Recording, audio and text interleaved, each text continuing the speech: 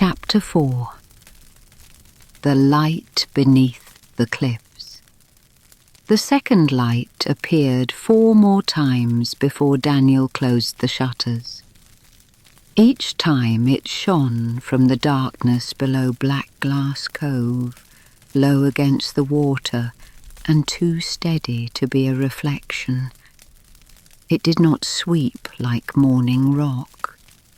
It did not flicker like a lantern carried by hand. It simply appeared between the lighthouse beams, waited and vanished.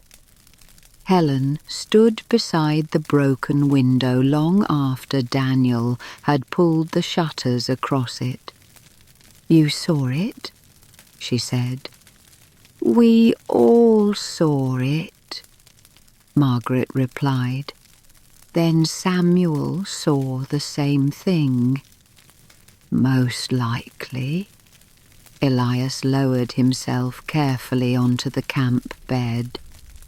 The hidden room felt colder now. Damp air moved through the cracks, carrying the smell of wet stone and salt.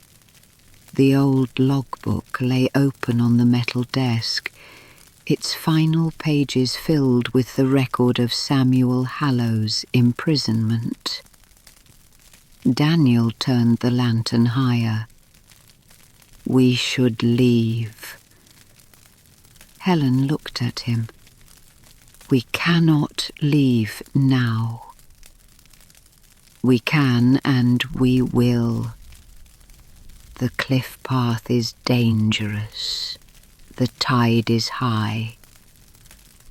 And we have no idea where that light is coming from.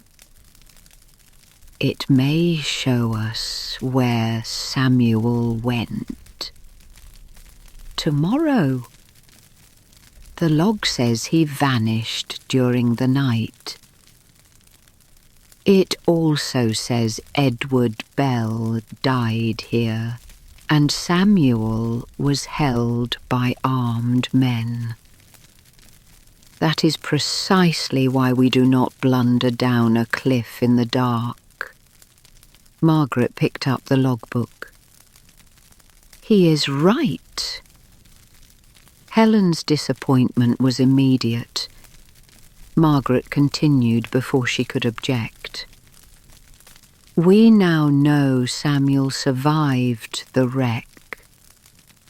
We know he reached this station and that he escaped or was taken 3 days later. Nothing below those cliffs will become less true by morning." Helen looked towards the shuttered window. The smaller light did not shine through the wood, but its existence seemed to remain in the room. At last she nodded. Daniel wrapped the logbook in one of the blankets. Margaret took the box of letters. Elias carried the brass key. Before leaving, Helen paused beside the words Samuel had written beneath the final entry. "Rose, follow the light that waits between the beams." She touched the penciled line with one finger. "He wrote that for her." "Yes," Margaret said. "But she never came. Perhaps she never knew where to look." Helen turned to her. "Or perhaps she did." They retraced their route through the tunnel. The return climb felt steeper. Elias tired quickly, though he refused to admit it. Daniel walked behind him, one hand ready at his elbow. When they finally emerged into the field, the fog had thinned and stars showed between ragged clouds. Far out at sea, Morning Rock continued its steady rotation. Margaret looked towards the cliffs. The lower light did not reappear. They returned to Greyhaven shortly after 10. The village had settled into darkness. Curtains were drawn, chimneys smoked, and only the harbour lamps reflected across the wet cobbles. As Daniel slowed beside Ashcombe Books, Margaret noticed the postbox. Its flap stood open. "Stop!" Daniel braked. All four looked across the lane. A strip of cream paper protruded from the opening. Helen gave a quiet sigh. Another letter. Margaret crossed the road alone. The harbour was silent, apart from ropes knocking softly against the masts. She pulled the envelope free. On the front were the words, "For the one who was told not to wait." Helen joined her. "That was my mother." "Perhaps." The envelope was sealed with blue wax, but the mark was different. Not the boat and star, not the crown above 3 waves. This seal showed a small flame inside a circle. Margaret handed it to Helen. She broke the wax. Inside was a folded note and a piece of brown paper. The note read, "Rose came to Blackglass Cove in the spring of 1952. She found the entrance closed and the lower light still burning. She was told her father had chosen not to return. Beneath the words was a name, Alfred Cresswell." Daniel read it twice. "The harbour master." "He lied to her," Helen said. Elias shook his head. "Perhaps he believed it."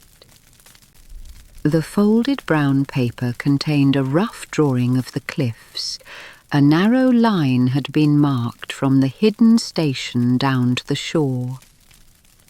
Near the bottom, beside a black oval, someone had written, "Sea Passage. Accessible at low tide only." Daniel examined the map. "The tide will be low at 6:20 tomorrow morning." Helen looked at him. "And now we know where to go." "No," Daniel said. "Now we know where the entrance may have been 78 years ago." Margaret folded the map. "Which is enough for tonight." Inside the bookshop, the stove had gone out.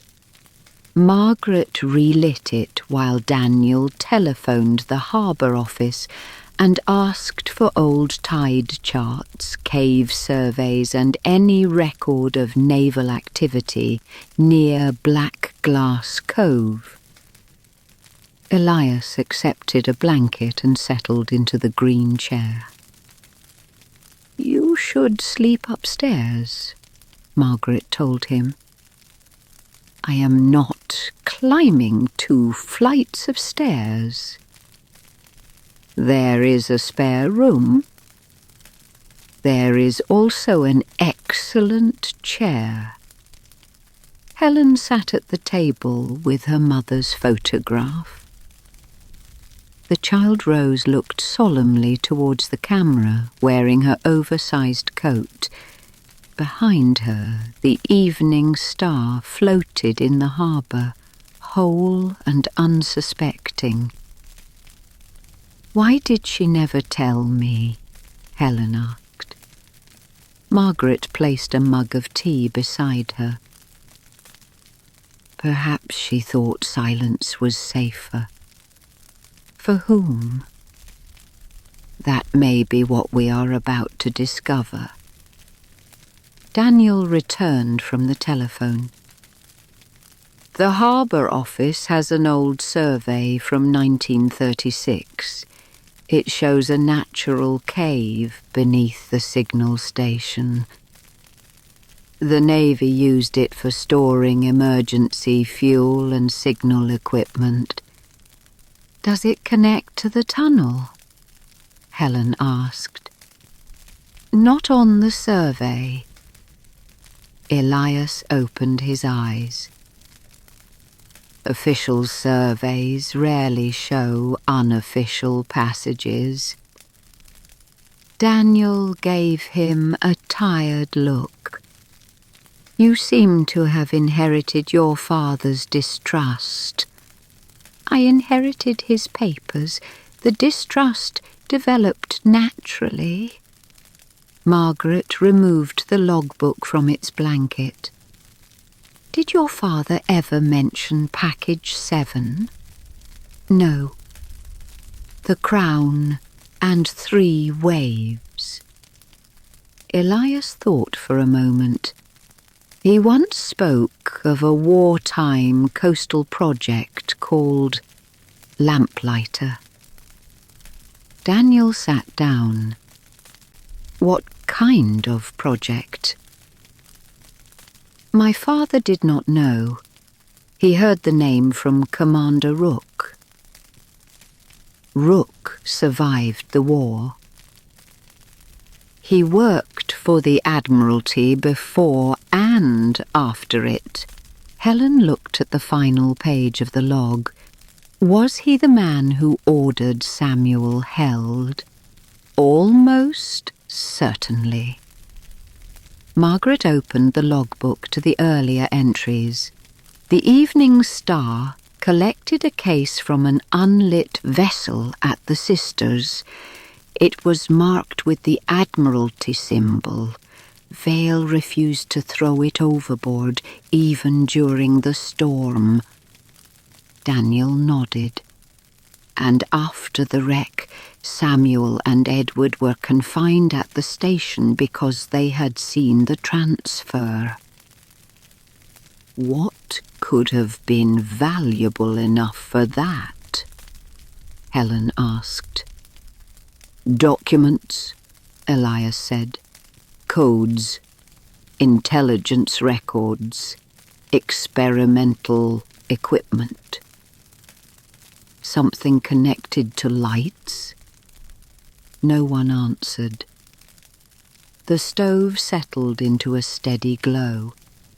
Outside, the lighthouse crossed the windows at regular intervals. Eventually, Elias slept. Daniel stretched out on the second chair. Helen remained at the table reading the letters again. Margaret stood at the window. The post box faced the dark sea. For the first time, she wondered how many people in Greyhaven had received warnings from it and chosen not to speak. Perhaps the letters had not begun with Helen. Perhaps they had been appearing for generations, arriving only when someone was finally prepared to act. At 5:30, Margaret woke the others. The sky was still dark.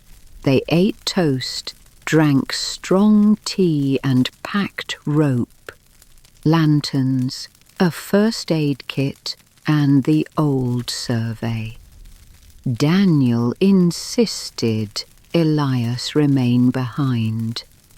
Elias objected for nearly 10 minutes.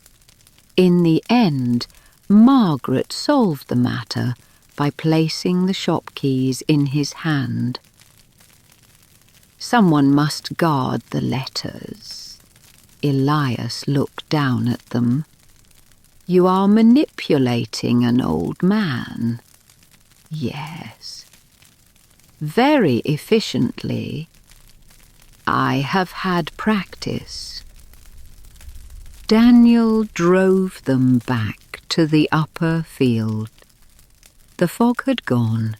A thin band of silver lay above the eastern horizon, and the sea below appeared almost black. They followed the tunnel into the station and crossed the signal room. In daylight, the place looked less mysterious, but more desolate. Rust streaked the walls, broken glass covered the floor, gulls wheeled beyond the windows. Daniel found the lower passage behind a collapsed section of shelving. It descended by a narrow flight of stone steps. At the bottom stood another iron door. The brass key opened it. Beyond was a tunnel cut directly into the cliff. The walls glittered with moisture. The air smelled strongly of seaweed. They moved slowly. The passage twisted downwards, sometimes narrowing enough that Daniel had to turn sideways. In places, old electrical cables still ran along the wall. Ceramic holders remained fixed at intervals, though the bulbs had long since disappeared. Helen pointed to the cables. The lower light. Possibly, Daniel said. After several minutes, they reached a chamber where the tunnel divided. One branch continued towards the sea. The other ended at a heavy metal cabinet. Daniel opened it. Inside were corroded batteries, coils of wire, and the remains of a control panel. Stamped onto the panel was a single word, lamplighter. Helen ran her fingers across the lettering. So, Elias was right. Margaret examined the switches. Several were labelled with numbers. One bore the words, Interval Beacon. Daniel studied the mechanism. This must have powered the lower light. But why place a beacon between the sweeps of Morning Rock? Margaret asked. To create a signal that looked accidental to anyone unfamiliar with the pattern. Helen looked back along the tunnel. Samuel wrote that someone was answering from Morning Rock. Perhaps the two lights were used to exchange signals, Daniel said. They continued towards the sea. The sound of waves grew louder. At last the tunnel opened into a broad cavern. The tide had withdrawn, leaving a crescent of dark shingle. High above, a slit in the cliff admitted the first grey daylight. Near the water stood a rusted iron frame that had once held a lamp. Daniel approached it. A newer lantern had been fixed inside the frame. Its glass was clean. The metal showed no rust. Helen stopped. That was what we saw last night. Daniel touched the casing. It has been maintained. By whom? Margaret noticed footprints in the damp sand. They were fresh. Someone had crossed the cave after the tide receded. The prints led towards the rear wall and ended beside a narrow crevice. Daniel raised his lantern. The opening was almost invisible from the main cavern. Beyond it lay a small room, not natural. Someone had cut it into the rock. A wooden table stood against the wall. On it were matches, a tin of lamp oil, and a modern torch. Margaret picked up the torch. "It still works." Daniel examined the oil container. "This was bought recently." Helen stared at the rear wall. Names had been scratched into the stone. Some were little more than initials. Others included dates. At the centre, deeper and clearer than the rest, were the words, Samuel Hallow. Below them, 9th November 1948. Helen stepped forwards. Beside the name was another line, written in smaller letters. They took the case. I kept the book. Daniel raised the lantern. A rectangular section of stone beneath the inscription had been cut away and then replaced. He pressed against it. The slab shifted. Behind it was a shallow compartment. Inside lay a narrow parcel wrapped in blackened oilcloth. Helen lifted it carefully. The cloth fell apart at her touch. Within was a dark blue notebook. Its cover bore the crown above 3 waves. Daniel opened it. The first page read, Project Lamplighter, Coastal Signal Trials, Classified. The next pages contained diagrams of lighthouse intervals, coded flashes and maps of the southern coastline.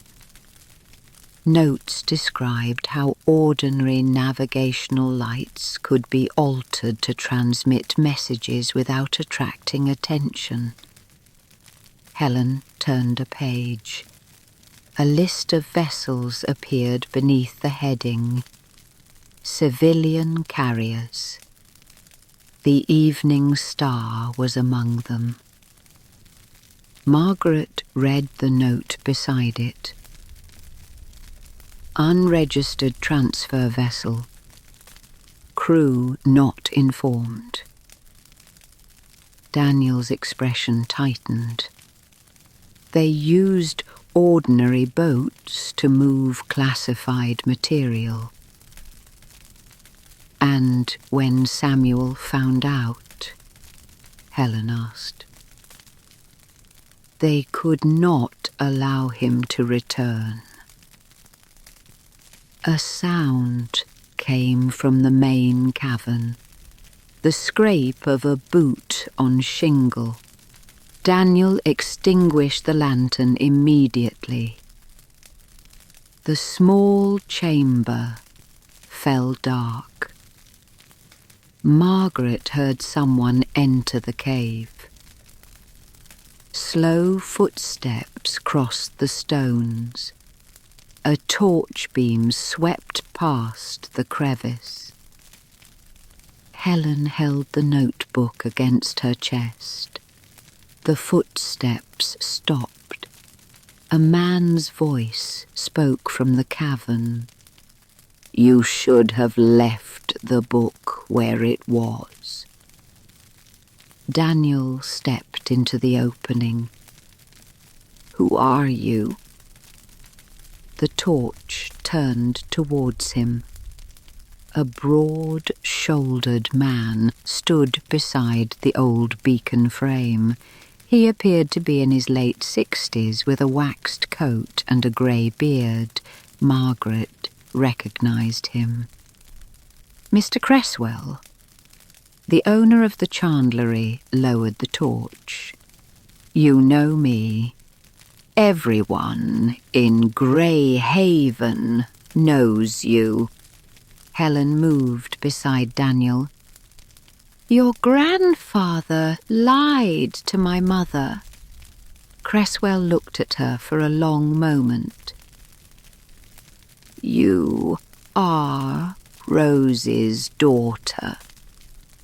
Yes. He removed his cap. I wondered when you would come.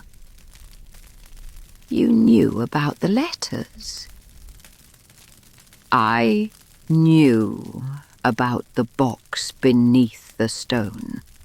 My grandfather told my father told me. And none of you returned it. We were told never to interfere. By whom? Men who no longer have names that matter. Daniel pointed towards the modern lantern. You have been maintaining the lower light. Yes. Why? Because my grandfather was ordered to keep it working. For nearly 80 years.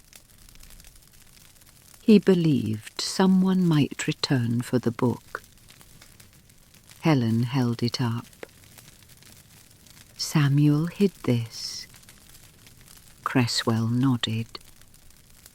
He escaped from the station and reached the cave. He took the notebook from package 7 before the case was removed. What happened to him? Helen asked. Cresswell's face changed. I do not know. That is not good enough. It is the truth.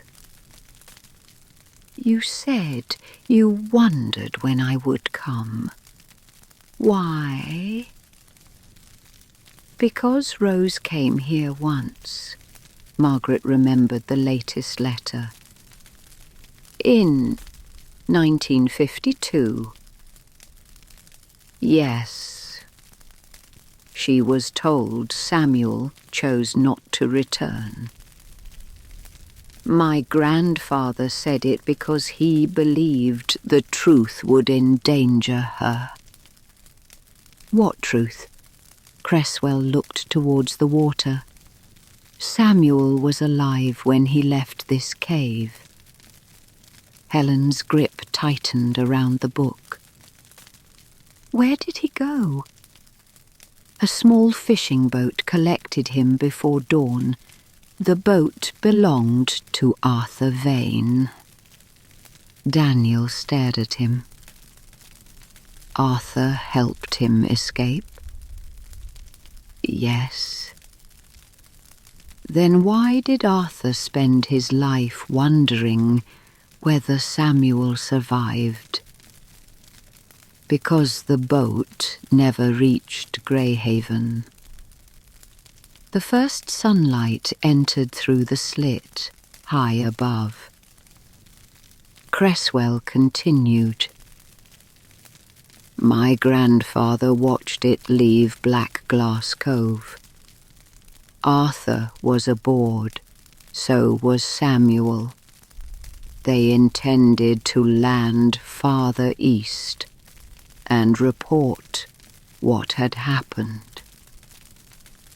But Arthur returned, Margaret said. 3 days later, alone. What did he say? That Samuel had made him turn back. Helen took one step towards Cresswell. Why? Samuel believed the men searching for the notebook would follow them to Greyhaven. He left the boat at a place called Keeper's Reach. Daniel frowned. I have never heard of it. Most people have not. It is a narrow inlet beyond St. Aura, hidden behind the northern cliffs. Did Arthur go back? Many times. And Samuel? No trace. Helen looked down at the notebook. Then he may have survived. He may. Cresswell reached inside his coat and removed an envelope. Cream paper, blue wax. I received this 3 nights ago. On the front were the words, "For the man who kept the wrong promise." He handed it to Margaret. Inside was a single message. When Rose's daughter comes, tell her where Samuel went. Margaret looked at him. So the post box has been delivering letters to you as well. Since I was 18. How many? 7.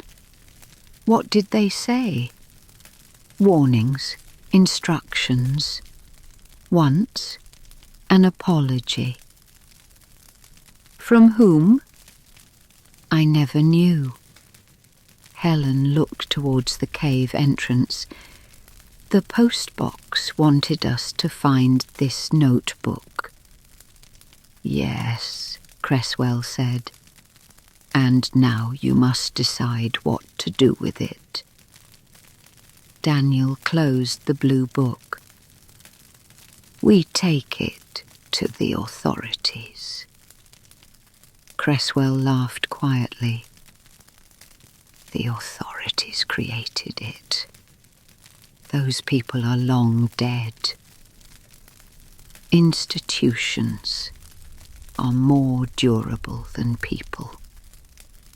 Margaret stepped between them. What matters now is Samuel. Helen nodded. Keeper's Reach? Cresswell looked towards the sea. The tide will begin rising soon. You must leave. Will you come with us? Margaret asked. No. Why not? Because someone must extinguish the lower light. Helen looked at the modern lantern. Why keep it burning until now? Cresswell's answer was almost a whisper. My grandfather believed Samuel might one day use it to find his way back. No one spoke. The meaning of those words settled over the cave. For decades, one family had maintained a hidden beacon beneath the cliffs, not because they expected a ship or feared discovery, but because an old promise had never been formally ended. Cresswell turned the lamp's control. The flame inside the glass faded. For the first time in nearly 80 years, the light beneath Black Glass Cove went out. They left the cave as the sea began returning across the shingle. On the climb through the tunnel, Helen carried the blue notebook beneath her coat. When they emerged into the signal room, Morning Rock was still visible beyond the cliffs. Its beam had ceased with the dawn. The lighthouse stood pale and silent against the morning sky. Back at Ashcombe Books, Elias was waiting beside the stove. He rose when Helen placed the notebook on the table. "My father found him," he said. Helen nodded. "He helped him escape." Elias closed his eyes. For a moment, he appeared relieved and heartbroken at once. Then he did not fail Samuel completely. "No," Helen said, "but Samuel never came home." Margaret opened the notebook to its final page. A loose sheet fell out. It had been folded so tightly that none of them had noticed it in the cave. The paper was covered in Samuel's uneven handwriting. At the top were the words, "For Rose, when the morning finally comes." Helen unfolded the letter. Outside, the old postbox stood in the sunlight, facing the sea. And for the first time since the mystery began, there was nothing visible inside it. No warning, no instruction. Only silence. As though it had delivered everything it could and was now waiting for them to read Samuel Hallow's final letter home.